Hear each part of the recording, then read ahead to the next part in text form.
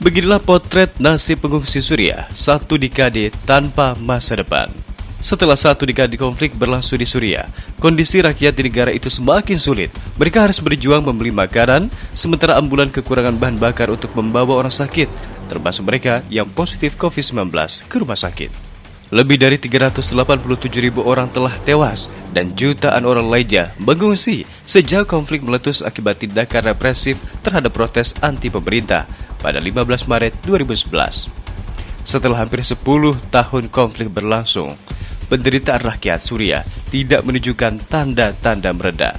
Konflik yang kian kompleks di Suriah melibatkan antrian panjang keterlibatan para pemain internasional, termasuk Rusia, Iran, Turki, dan Amerika Serikat.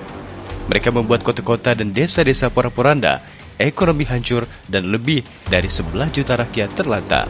Dikutip dari Kompas.id, hampir 3/4 populasi Suriah membutuhkan bantuan kemanusiaan. Ini meningkat 20% dibandingkan setahun yang lalu.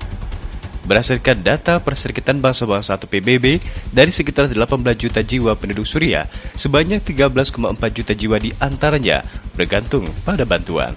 Di tengah konflik, Suriah juga mengalami kenaikan kasus COVID-19 sejak pertengahan Februari 2021. Akan tetapi, pilihan karantina wilayah tetap tidak optimal diterapkan akibat kondisi ekonomi negara itu yang mengerikan.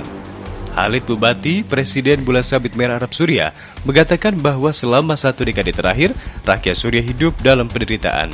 Pertikaian yang terus terjadi, ekonomi yang runtuh, krisis pengungsi, dan pandemi COVID-19 mendorong rakyat Suriah berada dalam kondisi ekstrim yang tidak dapat diterima.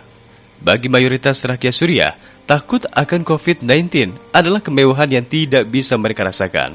Jika mereka mengisolasi diri di dalam rumah untuk mencegah penularan COVID-19, mereka tidak akan punya makanan untuk keluarga. Mereka tidak bisa melindungi diri. Jika mereka sakit, sistem pelayanan kesehatan yang hancur hanya memberikan sedikit akses pada pengobatan. Sanksi Barat terhadap pemerintah Presiden Bashar al-Assad juga menghambat impor peralatan medis dan obat-obatan. Kekurangan bahan bakar berarti tidak ada ambulans untuk membawa pasien ke rumah sakit.